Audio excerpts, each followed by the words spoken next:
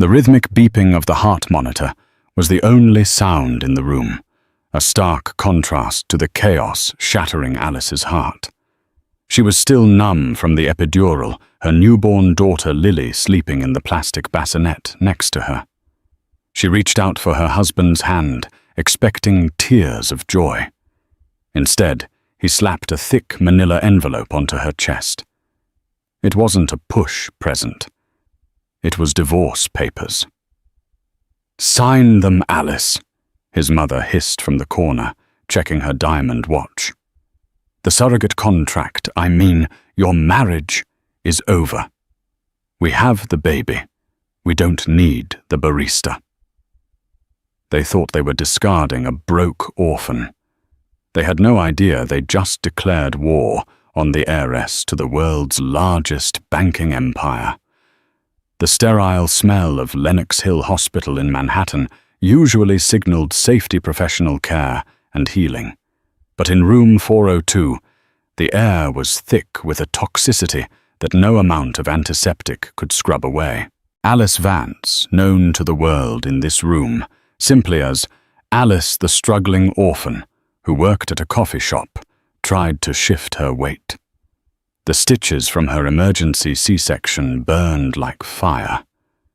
She looked at Liam, the man she had loved for 2 years. The man she had hidden her identity for, just to ensure he loved her for her, and not for the billions attached to the Vance name. Liam Caldwell stood at the foot of the bed. He was handsome in that sharp, practiced way, wearing a Navy Brooks Brothers suit that Alice had secretly paid for by funneling money into his bonus checks. But today, his blue eyes were vacant. Cold. "Liam," Alice rasped, her throat dry. "Did you hold her? She has your nose." Liam didn't look at the bassinet where little Lily slept. He looked at his mother, Beatrice Caldwell. Beatrice stepped forward. She was a woman who wore her insecurity like armor draped in loud Chanel logos that screamed new money to anyone who actually knew wealth. To Alice, she had just been the difficult mother-in-law she tried to please. "We don't have time for sentimental rubbish, Alice," Beatrice said, her voice grating. She reached into her oversized tote bag and pulled out a thick envelope. She threw it onto the bed. It landed heavily on Alice's legs. "What is this?" Alice asked, her heart rate monitor picking up speed. Beep. Beep. Beep. "Divorce papers," Liam said. His voice didn't waver. "And a custody agreement. You're signing full rights of Lily over to me." Alice felt the blood drain from her face. "Is this a joke I just gave birth 3 hours ago, Liam? We're a family." "We were never a family," Beatrice sneered, stepping closer. "You were a vessel, a necessary inconvenience. My son is the CFO of Caldwell Logistics. He is a rising star in New York society. Do you really think he can be seen with a nobody, a girl with no parents, no pedigree, and no money?" Alice gripped the sheets. "I thought you loved me, Liam." Liam finally made eye contact, and the cruelty in his gaze was worse than his mother's. It was the cruelty of a weak man, trying to feel powerful. "I loved the idea of you being grateful, Alice. But let's be real. I'm about to close a merger with the Sterling Group. I need a wife who fits that world. Jessica Thorne understands that world. You understand. Espresso machines." Alice's mind raced. The Sterling Group. She almost laughed. The Sterling Group was a subsidiary of Vance Global, her company. They were trying to merge with a company she owned. "Jessica," Alice whispered. "Your assistant, my fiancée," Liam corrected, adjusting his cuffs. "As of this morning." Beatrice tapped a manicured nail on the envelope. "Here is the deal. You sign the papers. We give you a check for $10,000. That's more money than you've ever seen in your life. You walk away. You let us raise Lily in a home where she won't starve. If you fight us, we will bury you in legal fees until you're homeless." Alice looked at her daughter. The tiny pink face of the baby she had carried for 9 months. They wanted to take her. They thought Alice was helpless. They thought she was the poor girl from the coffee shop who didn't know a lawyer from a barista. A slow, cold rage began to replace the pain in Alice's abdomen. It was a familiar feeling, the steel spine she had inherited from her grandfather, Silas Vance, the shark of Wall Street. "You want me to sign?" Alice asked, her voice dropping an octave. It wasn't the voice of a scared wife anymore. It was the voice of a CEO. "Now!" Beatrice barked. Alice reached for the pen Liam was holding out. Her hand didn't shake. She signed the divorce papers. She signed the waiver of spousal support. But when she got to the custody page, she stopped. "I'm not signing this one," Alice said calmly. "You have no choice," Beatrice shrieked. "You are homeless. You live in our apartment." "Actually," Alice said, closing the folder, "I'm leaving, and I'm taking my daughter. If you try to stop me, I'll scream for the nurses and tell them you're threatening a patient just out of surgery. The PR for Caldwell Logistics wouldn't survive." "That scandal, would it, Liam?" Liam paled. He knew how quickly a viral video could ruin a mid-level logistics firm. "Let her take the brat for now, Mum. She'll come crawling back in a week when she runs out of diapers. Then we take full custody in court." Beatrice huffed, grabbing the signed divorce papers. "Fine. You have 1 hour to vacate the apartment. I've already had the locks changed, but the doorman will give you your bags. They're on the curb." "You put my things on the curb?" Alice asked. "Where trash belongs." Beatrice smiled. "Goodbye, Alice. Don't contact us. My lawyer will be in touch to finalize the decree." Liam didn't even look back at his daughter. He followed his mother out of the room, already on his phone, likely calling Jessica.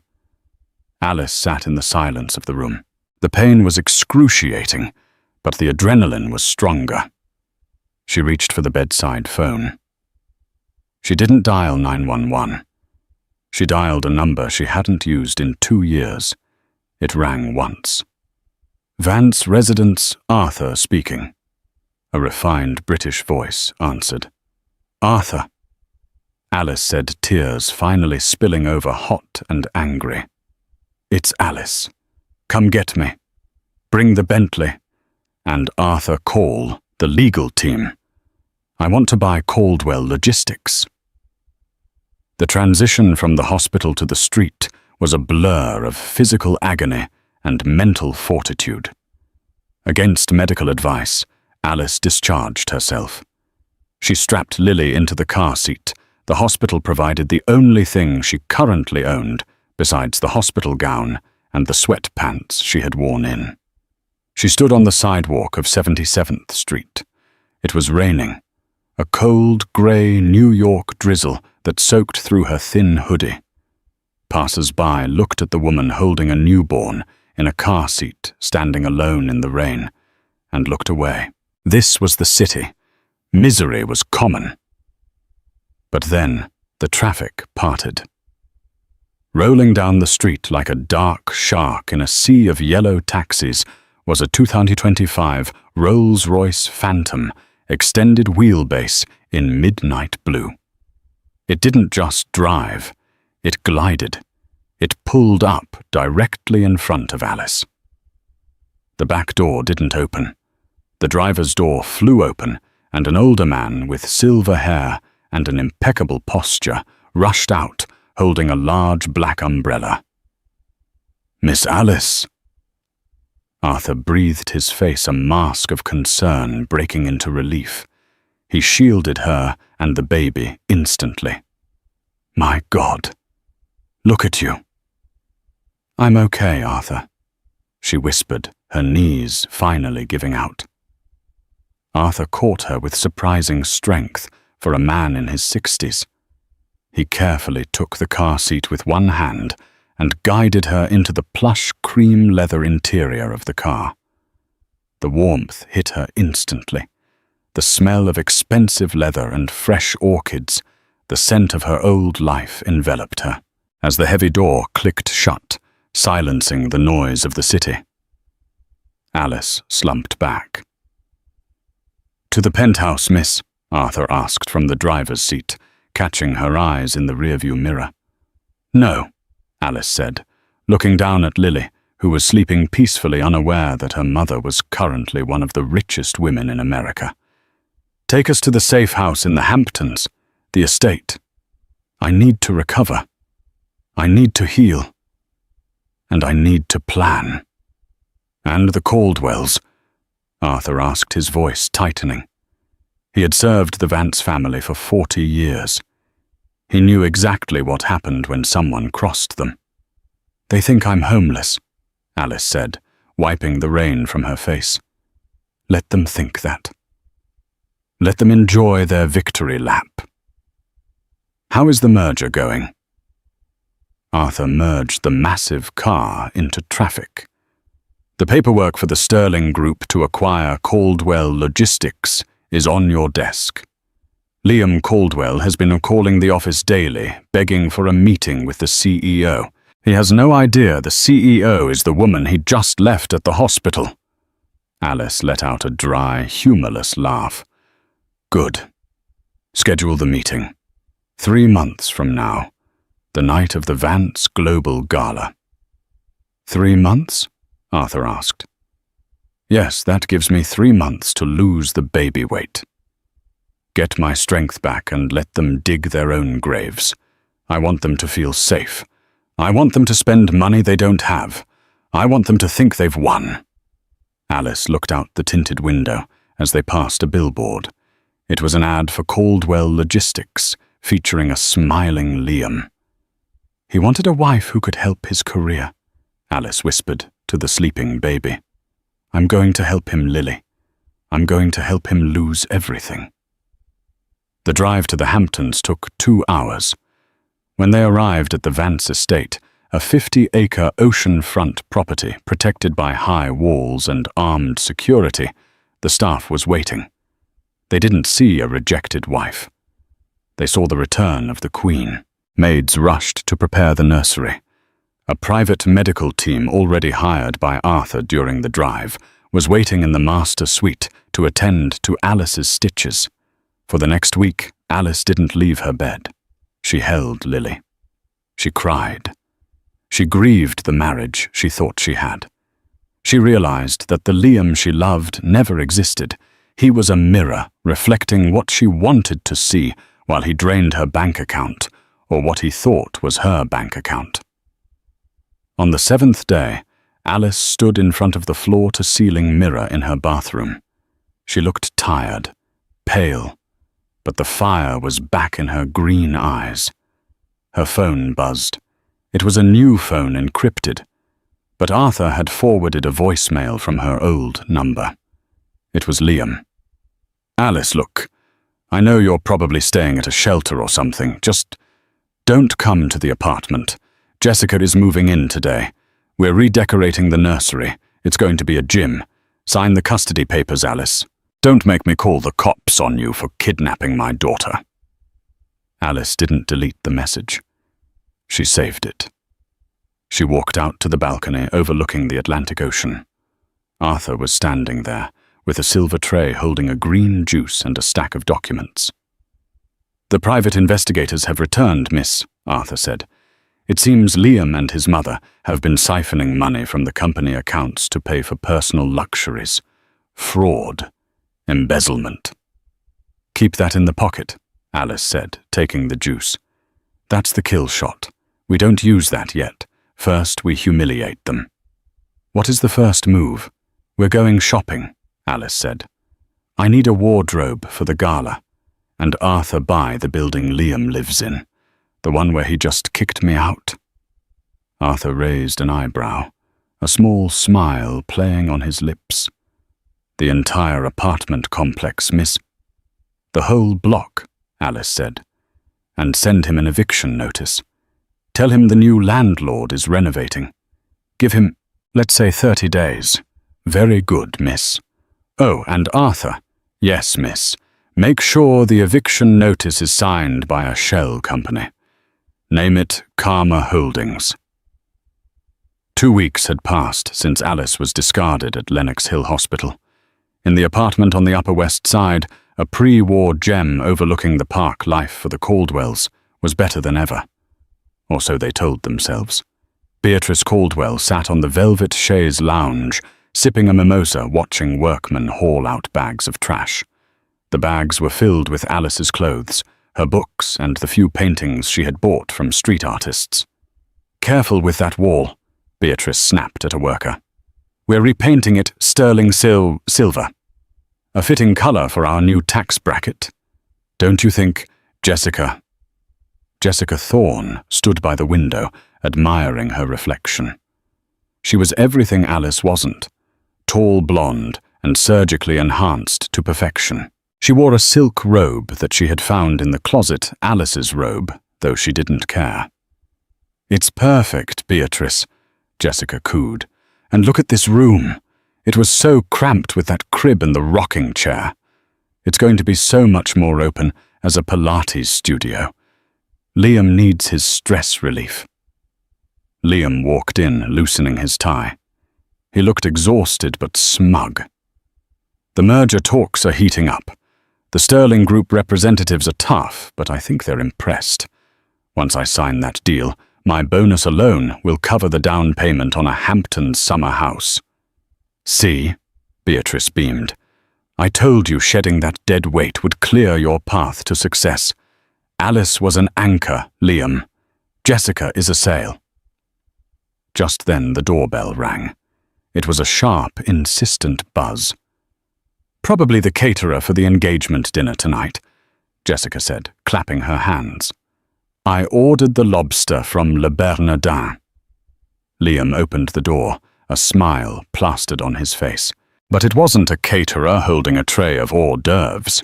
It was a process server, a burly man in a cheap windbreaker, flanked by 2 uniformed NYPD officers. Liam Caldwell, the man asked. Yes. Liam's smile faltered. And Beatrice Caldwell. I'm here, Beatrice called out, walking to the foyer, her champagne glass still in hand. Is there a problem, officers? If it's about the noise, we have a permit for the renovations. The process server handed Liam a thick stack of papers. This isn't a noise complaint. This is an immediate eviction notice pursuant to a foreclosure and change of ownership. Liam laughed, a nervous barking sound. That's impossible. We rent this unit. Our lease is good for another 8 months. The landlord loves us.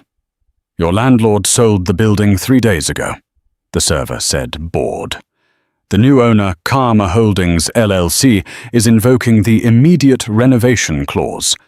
The building has been deemed structurally unsound for residential use due to, let's see here, toxic mold infestations in the penthouse unit. That's this unit. Mold, Beatrice shrieked. There is no mold. We just had the walls done. The report is filed with the city, the officer said, stepping forward. You have 48 hours to vacate the premises.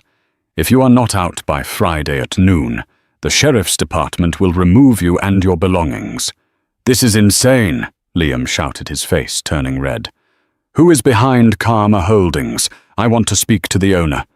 It's a blind trust, the server said, turning to leave. Good luck with the move. As the door clicked shut, the silence in the apartment was deafening. Where are we going to go? Jessica whispered, the color draining from her face. Liam, the engagement party is tonight. People are coming here in 4 hours. We'll book a hotel, Liam stammered, pulling out his phone. The Plaza. We'll stay at the plaza." Beatrice grabbed his arm, her nails digging into his suit. "Liam, the credit cards. Remember, we maxed out the Amex for the engagement ring and the deposit on the venue for the wedding. We don't have liquid cash until your merger bonus hits." Liam stared at his phone. He checked his bank balance. $4,200. That wouldn't even cover 2 nights in a suite at the plaza for 3 people, let alone the moving costs. "Call the company card," Beatrice commanded. "Use the expense account." "I can't," Liam snapped, sweat forming on his brow. "The auditors from the Sterling Group are going through our books this week. If I charge a hotel stay to the company, they'll see it. It could jeopardize the merger." Jessica threw herself onto the couch, sobbing dramatically. "This is a disaster. I can't be homeless. I'm a bride-to-be." While they panicked miles away in the Hamptons, Alice sat in her home office. A massive monitor on the wall showed a live feed of the building's lobby security camera. She watched the process server leave. She took a sip of herbal tea. She looked different. Her hair was cut into a sharp, chic bob. Her skin, thanks to expensive dermatologists, and a week of rest, was glowing. She wore a white cashmere sweater that cost more than Liam's car. "Arthur," she said into the intercom. "Yes, Miss Vance?" "They just got the notice. Cancel the toxic mold report for the other units. I only want the penthouse condemned. The other tenants can stay. I'm lowering their rent by 20% as an apology for the disturbance." "Very generous, miss. And for the Caldwells, make sure every hotel in a 20-mile radius is suddenly fully booked for the next 2 days. I want them to experience the reality of the New York housing market." Alice looked down at Lily, who was cooing in a mahogany cradle next to the desk. "They put us on the street, Lily," Alice whispered, stroking the baby's cheek. "Let's see how they like the Motel 6 in New Jersey." 3 weeks later, Liam Caldwell looked like a shadow of his former self. He was staying in a cramped 2-bedroom rental in Queens, the only thing they could find on short notice without a credit check. Beatrice was sleeping on the pull-out couch, complaining loudly every morning about her back. Jessica had been staying with friends more and more often, claiming the commute from Queens was ruining her skin. But today was the day everything would change. Today was the preliminary signing meeting with the Sterling Group. Liam adjusted his tie in the reflection of the subway window. He missed his town car service, but he had to cut costs. He walked into the glass skyscraper of Vance Global in Midtown Manhattan, feeling small. He was ushered into a conference room that was larger than his entire rental apartment. The table was made of obsidian. The view stretched all the way to the Statue of Liberty. Sitting at the head of the table wasn't the usual acquisition manager. It was a man Liam recognized from magazine covers, Marcus Sterling, the CEO of the subsidiary group, and next to him sat a woman with her back to Liam, looking out the window. "Mr. Caldwell," Marcus said, his voice smooth as silk but hard as iron. "Please sit." "Mr. Sterling," Liam said, extending a hand that Marcus ignored. "It's an honor. I'm ready to sign. My team has prepared the logistics reports." "Sit down, Liam," Marcus interrupted. Liam sat. The woman by the window turned around. Liam blinked. For a split second, his heart stopped. The woman had the same eyes as Alice, but this woman was radiating power. She wore a tailored crimson suit by Alexander McQueen. Diamonds glittered at her throat, subtle but massive. Her hair was different. Her posture was regal. It couldn't be Alice. Alice was a barista. Alice wore hoodies. This woman looked like she owned the city. "This is Ms. V," Marcus said, gesturing to the woman. "She is the majority shareholder representing the parent company for this acquisition. She will be observing. Miss V. Liam stammered. Vance, the woman said. Her voice was Alice's, but colder, deeper. You may call me Miss Vance. Liam breathed a sigh of relief. Vance. Of course, it was just a coincidence, a common name. And honestly, he was so sleep-deprived he was seeing ghosts. There was no way his ex-wife was sitting in the boardroom of a multi-billion-dollar conglomerate. Pleasure, Liam said. Let's cut to the chase, Ms. Vance said. She didn't open a folder. She just stared at him. We've reviewed Caldwell Logistics' financials. They are messy. Messy, Liam bristled. We are profitable. You are leveraging debt against projected earnings, she countered, and there are some irregularities in the expense accounts. Luxury goods, personal travel, a specific charge for a wedding dress at Kleinfeld's. Liam went pale. He had put Jessica's dress on the company card, planning to pay it back after the bonus. That was a clerical error. It's being reimbursed. We don't like errors, Ms. Vance said, tapping a gold pen on the table.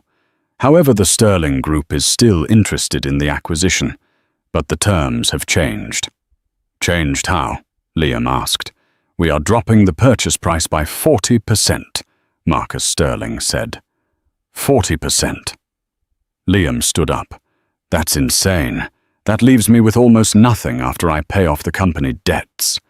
My personal payout would be negligible. Take it or leave it, Ms. Vance said. She stood up, walking slowly toward him.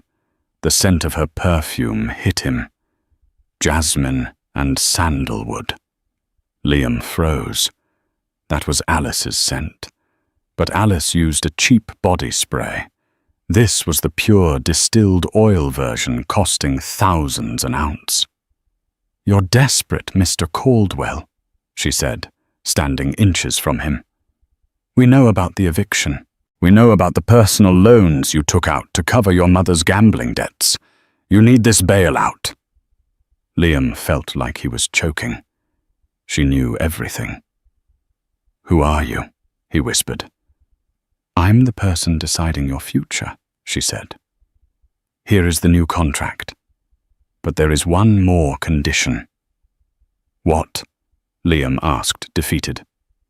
The CEO position, she said. Usually in these mergers, the current CEO stays on for a transition period. We are removing that clause.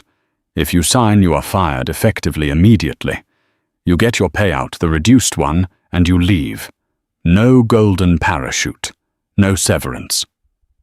You're firing me from my own company. It's not your company once you sign, Marcus reminded him. Liam looked at the contract. If he didn't sign, he would go bankrupt within a month. The debts were piling up. Jessica was demanding a destination wedding. Beatrice needed money. If he signed, he got maybe 200,000 clear cash. It wasn't millions, but it was survival. I need time to think, Liam said. You have until the night of the Vance Global Gala, Ms. Vance said. That's in 2 months. We will finalize the deal there. Until then, we will be auditing every single penny you spend. Don't buy any more lattes, Mr. Caldwell. She smiled. It was a shark's smile. Liam grabbed his briefcase and fled the room. He needed air. Back in the conference room, Marcus Sterling looked at Alice. You pushed him hard, Alice. You think he'll break. Alice Vance dropped the facade, her shoulders relaxing. He won't break yet, Marcus. He's too proud. He thinks he can find another buyer in 2 months. He thinks he can save himself. And can he? No, Alice said, walking back to the window. I've already contacted every other logistics firm in the tri-state area. No one will touch him. I've poisoned the well. You're enjoying this, Marcus noted. He looked me in the eye when I was holding our daughter and told me I was nothing. Alice said softly. I'm not enjoying it, Marcus. I'm executing justice. Now let's talk about phase 2. How is Jessica Thorne enjoying her modeling scout? Marcus chuckled. The actor we hired, he approached her yesterday, told her she has the look for international runways. She's already looking up flights to Milan. Good, Alice said. Let's see how loyal she is when she thinks she's about to be famous. And Liam is about to be unemployed. Alice checked her watch. It was time to go home to Lily. She had a fitting for the gala. She was going to wear red, the color of victory, and the color of blood. The Queen's apartment smelled of stale takeout and desperation. It had been 6 weeks since the eviction, and the glamour of the Caldwell family had peeled away like cheap paint. Liam sat at the small, wobbly kitchen table, his head in his hands. His phone was a minefield of missed calls from creditors. The sterling deal, the reduced offer from Ms. Vance, was sitting in his inbox unsigned. He had spent the last month trying to find anyone else to buy his company or invest. He had called the Manhattan Bank. Sorry, Mr. Caldwell, your risk profile has been flagged. He had called private equity firms. We aren't interested in logistics right now. He had even called his old college roommate, who ran a hedge fund. Liam, look, word on the street is you're toxic. I can't touch you. It was as if an invisible hand had built a wall around him, cutting him off from the money supply of New York City. He didn't know that the invisible hand belonged to the mother of his child, who was currently taking a Pilates class in her home gym in the Hamptons. Liam, Beatrice yelled from the bathroom. The hot water is gone again. Call the super. I called him Mom, Liam shouted back, his patience snapping. He said the boiler is broken. Deal with it. Beatrice stormed out, wrapped in a towel, looking haggard. Without her weekly facials and spa trips, the stress was aging her rapidly. I cannot live like this. I am a Caldwell. Do you know what Mrs. Halloway said to me yesterday? She saw me on the subway. The subway, Liam. She asked if my driver was sick. I nearly died of shame. We have no money. Mom. Liam slammed his hand on the table. Until I sign the deal with Vance Global, we are broke. And if I sign, I lose my job. Then sign it, Beatrice shrieked. Take the payout. We can move to, I don't know, Florida. Start over. I built that company, Liam roared. It's my legacy. The door to the apartment opened, and Jessica breezed in.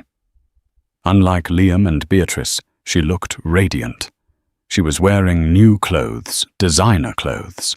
She was humming. Where have you been? Liam asked, eyeing her shopping bags. And where did you get the money for that? Jessica tossed her hair, checking her reflection in the hallway mirror. Oh, relax, Liam. I have good news. My modeling career is finally taking off. Modeling? Beatrice scoffed. You're 26, darling. That's ancient in model years. Not for high fashion. Jessica shot back, pulling out a glossy business card. I met a scout, Julian de Rossi. He scouts for the European market. He says I have the aristocratic look that Milan is dying for. Liam snatched the card. It looked expensive. He didn't know that Julian de Rossi was actually an out-of-work actor named Steve from New Jersey, paid $5,000 by Arthur to flatter Jessica into oblivion. He wants to fly me to Italy next week for a test shoot, Jessica said, her eyes gleaming with greed. Fully paid, 5-star hotel, and the signing bonus is $50,000. 50,000. Liam's eyes widened. Jess, that's amazing. We can use that to pay off the credit card debt. Jessica's smile faltered. She snatched the card back. Liam, this is my career. I need this money for my portfolio, my wardrobe, my travel expenses. You can't just take my earnings to fix your mistakes. My mistakes? Liam stood up, hurt flashing across his face. I left my wife and newborn child for you. I bought you a ring I couldn't afford. We are in this mess because I tried to give you the life you wanted. Nobody asked you to be bad at business. Liam, Jessica said coldly. Look, Julian said the agency prefers models who are unencumbered, single. The room went silent. The radiator hissed in the corner. What are you saying? Liam whispered. I'm saying, maybe we rush things. Jessica backtracked quickly, realizing she still needed a roof over her head for a few more days. I'm saying let's just get through this gala thing. You sign your deal, I get my contract, and then we see where we stand. She walked into the bedroom and locked the door. Liam looked at his mother. Beatrice was busy filing her nails, pretending she hadn't heard. She didn't care if Liam's heart was broken as long as the checks cleared. At that moment, Liam's phone pinged. A notification from his email. Subject: invitation to the annual Vance Global Gala. Mr. Liam Caldwell and guest. You are cordially invited to the masquerade ball at the Pierre Hotel, hosted by Miss Alice Vance, CEO, black tie, masks mandatory. The final signing of the acquisition of Caldwell Logistics will take place at midnight. It's time, Liam muttered, staring at the screen. He felt a strange sense of dread. The name Alice Vance mocked him. It was just a coincidence. It had to be. He didn't know that in the metadata of the email there was a read receipt tracking his location, sending a signal back to a server in the Hamptons. In her study, the real Alice watched the notification turn green. She was holding Lily, feeding her a bottle. He opened it, Alice said to Arthur. Excellent, Arthur replied, organizing a stack of files. The foreclosure on the Queen's apartment building is also scheduled for the day after the gala. They will return from the ball to find their keycards deactivated. Alice didn't smile. Her face was set in stone. Did the actor Julian deliver the lines? Perfectly. Jessica believes she is the next Kate Moss.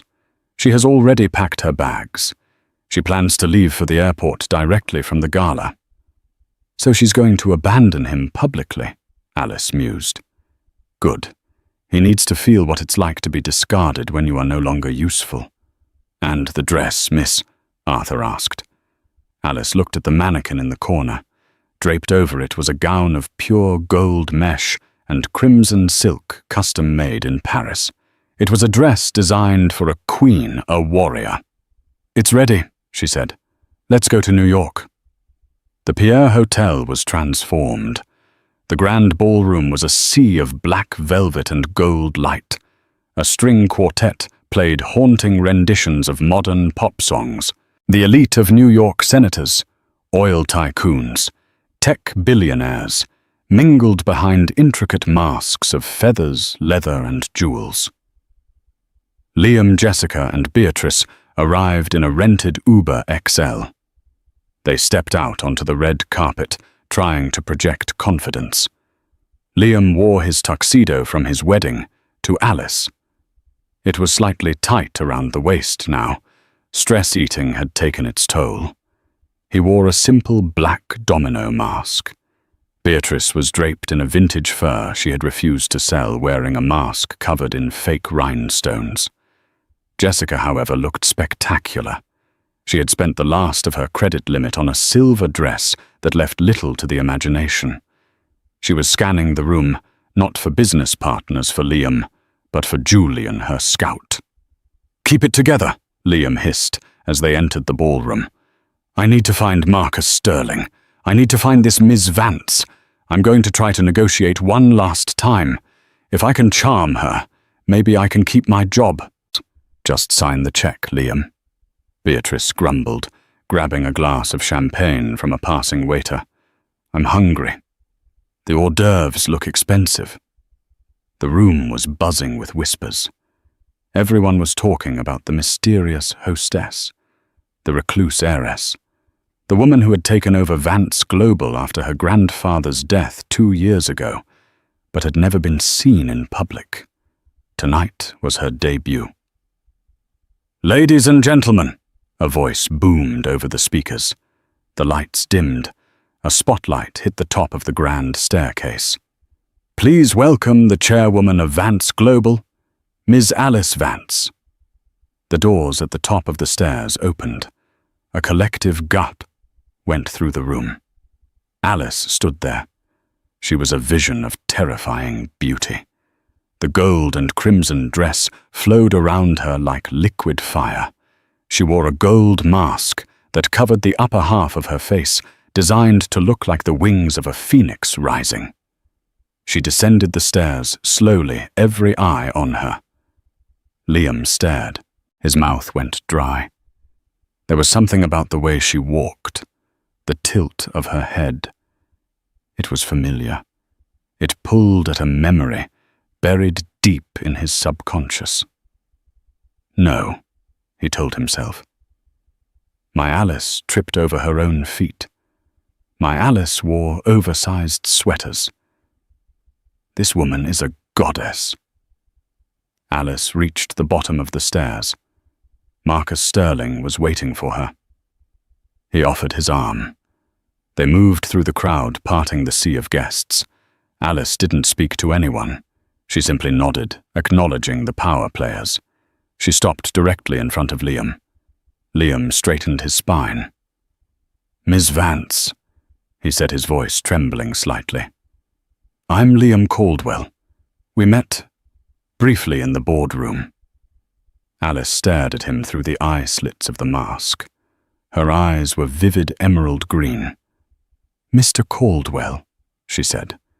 Her voice was modulated, slightly distorted by the acoustics of the mask, but the disdain was clear. "And this must be your family." "This is my mother, Beatrice," Liam said. "And my fiancée, Jessica." Alice turned her gaze to Jessica. "The model," she said. Jessica preened. "You've heard of me. I hear a lot of things," Alice said. "I hear you are going to Milan." "Yes, tonight, actually." Jessica beamed, ignoring Liam's sharp look. "How fortunate," Alice said. "New beginnings are so important. Don't you think so, Liam?" She used his first name. It sounded intimate and dangerous. "Ms. Vance," Liam said, stepping closer, lowering his voice. "About the contract. I was hoping we could discuss the CEO clause. I know the company better than anyone. If you let me stay on..." "Meet me in the library room in 10 minutes, Alice interrupted. "Bring the contract, and bring your entourage. We will settle this tonight." She turned and walked away, the gold train of her dress rustling like dry leaves. "She likes you," Beatrice whispered excitedly. "Did you see that? She wants a private meeting. You can charm her." "Liam." "Use that smile." Liam felt sweat trickling down his back under the tuxedo. "I don't know, Mom. She scares me." 10 minutes later, the Caldwells entered the private library room. It was quiet, lined with books. A large mahogany desk sat in the center. Alice was standing behind the desk. Marcus Sterling stood to her right. Arthur the butler. Liam had never met, stood by the door, locking it behind them. "Have a seat," Alice commanded. They sat. The 3 Caldwells on one side, the billionaire on the other. "The contract," Alice said, holding out a gloved hand. Liam placed the folder on the desk. "I've signed it," he said, defeated. "I accept the terms. I'm selling the company." "Good," Alice said. She didn't look at the papers. She looked at Liam. But before we countersign and release the funds, there is one final matter of disclosure." "Disclosure?" Liam asked. "We value transparency at Vance Global," she said. She reached up to the ribbons tying her mask. "We don't like secrets." The room went deadly silent. The only sound was the rustle of silk as she loosened to the knot. "You asked who I was," she said softly. "You asked why I was so hard on you." She pulled the gold mask away from her face. Beatrice gasped. Jessica dropped her clutch purse. Liam stopped breathing. The face looking back at him wasn't a stranger. It wasn't a random billionaire. It was the face he had kissed 1,000 times. It was the face he had laughed at in the hospital room. "Hello, Liam," Alice said, her voice dropping, the affectation returning to the warm, clear tone he knew so well. "How is the Pilates studio in the nursery working out?" Alice," Liam choked out. He stood up, knocking his chair over. This is a prank. You're a barista. You're an orphan." "I am an orphan," Alice said coldly. "My grandfather was Silas Vance. When he died, he left me everything. But I wanted to be loved for myself, not my money. So I hid it. I pretended to be poor to see if anyone would love me without the checkbook." She stood up, leaning over the desk. "And you failed, Liam. You failed spectacularly. You're a billionaire." Beatrice screeched, her face turning purple. "We were married to a billionaire." "We?" Alice laughed. "No, Liam was married to me. You were just the leech attached to him." Jessica looked from Alice to Liam. The gears in her head were turning frantically. A billionaire. Liam's ex-wife was the richest woman in the room. "Alice," Jessica stammered.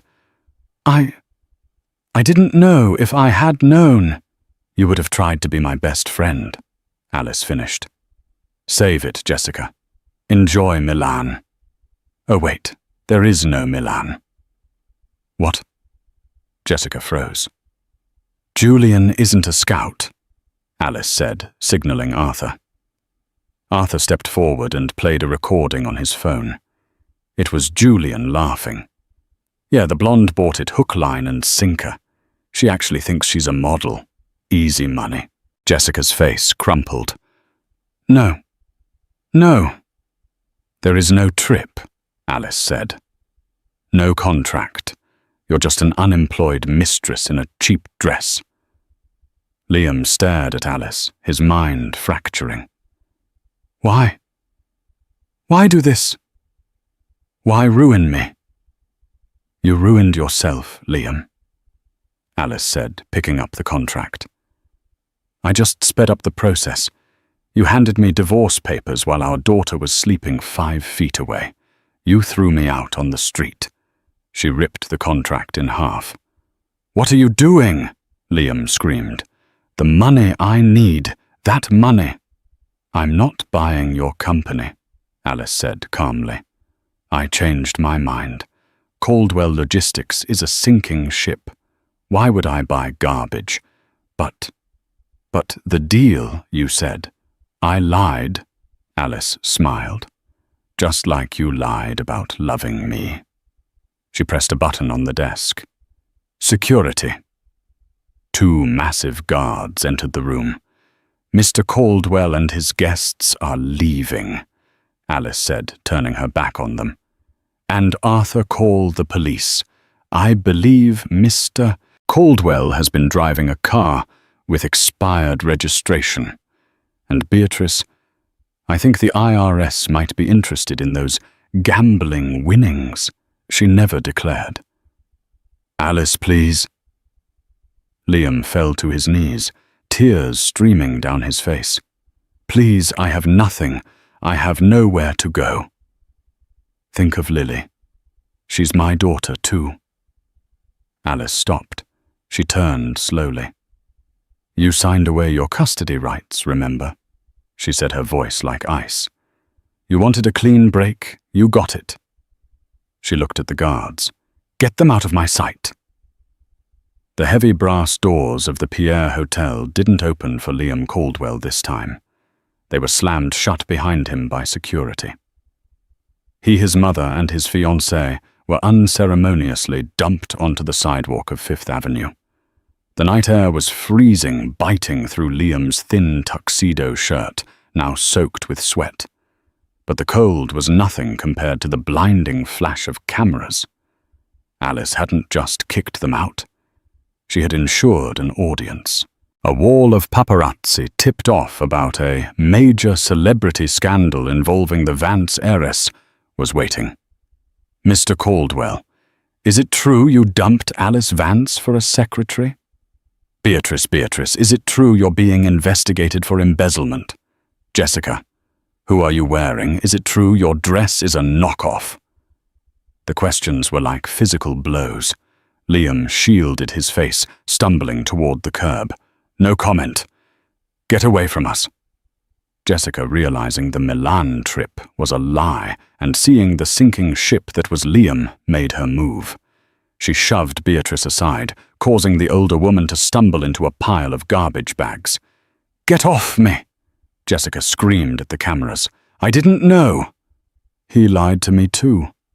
I'm a victim here." "Jessica." Liam grabbed her arm. "What are you doing? We need to stick together." Jessica ripped her arm away, her face twisted in a snarl that ruined her pretty features. "Stick together. You're finished, Liam. You're bankrupt. You're a laughing stock. Do you really think I'm going to stay with a loser who lives in a moldy apartment in Queens and owes millions?" She hailed a taxi. "I'm going to my sister's. Don't call me, and don't expect the ring back. I pawned it yesterday to pay for my hair extensions." She slammed the taxi door, leaving Liam and Beatrice alone on the pavement. "Ungrateful little wretch!" Beatrice spat, adjusting her fur coat. "I told you she was trash, Liam. Now fix this. Call your father's old friends. Call someone." But before Liam could answer, a squad car pulled up. Lights flashing silently. 2 officers stepped out. "Beatrice Caldwell." "Yes." Beatrice straightened her posture, trying to summon her old arrogance. "I am she. If this is about the noise we were just leaving." "Ma'am, we have a warrant for your arrest regarding tax evasion and check fraud," the officer said, pulling out handcuffs. "And Mr. Liam Caldwell. We have a warrant for you as well. Corporate negligence and falsifying financial records." As the metal cuffs clicked around Liam's wrists, he looked up at the penthouse window of the Pierre. He could see the golden glow of the party. He imagined Alice up there, warm, loved, and powerful. He had held the world in his arms, and he had thrown it away for a plastic imitation. The ride to the precinct was silent. Liam leaned his head against the cold window of the police cruiser. A single tear rolled down his cheek. He wasn't crying for his mother. He wasn't crying for Jessica. He was crying because he remembered the way Alice used to look at him when he came home from work, like he was her hero. He realized too late that was the only wealth that had ever mattered. 5 years later, the morning rush at the Daily Grind, a small, nondescript coffee shop in Jersey City, was brutal. "1 non-fat latte extra foam," a customer shouted, tapping her watch. "Coming right up," the barista mumbled. He looked older than his 35 years. His hair was thinning, and there were deep lines of exhaustion etched around his eyes. He wore a green apron with a name tag that read Liam. Liam Caldwell expertly frothed the milk. It was ironic. He had once mocked Alice for being a barista. He had called it unskilled labor. Now it was the only job he could keep. No legitimate company would hire him after the trial. He had avoided jail time by pleading guilty and liquidating every single asset he owned, but his reputation was incinerated. He handed the cup to the customer. She didn't look at him. She was too busy scrolling on her phone. "Did you see this?" the woman asked her friend standing next to her. "Alice Vance is on the cover of Forbes again. Woman of the Decade." Liam froze. He wiped the counter, his hand trembling slightly. "She's amazing," the friend replied. "And her daughter Lily. She's 5 now. There's a picture of them launching that new charity for single mothers. She donated $50 million. She looks so happy," the woman sighed. "And to think nobody knew who she was for years. She's a legend." Liam looked up at the TV screen mounted in the corner of the shop. It was a news segment. There she was. Alice. She looked more beautiful than ever, standing on a podium cutting a ribbon for a new hospital wing. She was smiling a genuine, radiant smile that reached her eyes. Beside her stood a little girl with curly hair and bright eyes that looked painfully like Liam's. Lily looked up at her mother with pure adoration. Alice leaned down and whispered something that made the little girl giggle. A sharp pain pierced Liam's chest. That should have been his life. That little girl should have known her father. But he was a stranger to them now. A ghost. "Hey, buddy," a customer yelled, snapping his fingers. "I ordered a dark roast 5 minutes ago." "Wake up," Liam snapped back to reality. The grey, dreary reality he had built for himself brick by brick. "I'm sorry," Liam whispered, grabbing a paper cup. "I'm sorry." He poured the coffee. The steam rose up, obscuring the TV screen, fading the image of the billionaire and her daughter into a white fog. Liam handed the cup over, forced a smile he didn't feel, and got back to work. He was just the barista now, and Alice was the queen. And that is the story of how one cruel decision cost a man everything. Liam thought he was trading up, tossing aside a diamond because he thought it was just a rock. He didn't realize that true value isn't about what's in your bank account, but who is in your corner. Alice proved that the best revenge isn't always shouting or fighting. Sometimes it's just succeeding and letting the people who hurt you watch from the sidelines. What do you think? Did Alice go too far by destroying his company? Or did Liam and his family deserve every bit of karma they got? And would you have forgiven him if he begged? Let me know your thoughts in the comments below. I read every single one. If you enjoyed this story of justice and twists, please smash that like button. It really helps the channel, and don't forget to subscribe and hit the bell icon so you never miss a new story. Thanks for watching, and see you in the next video.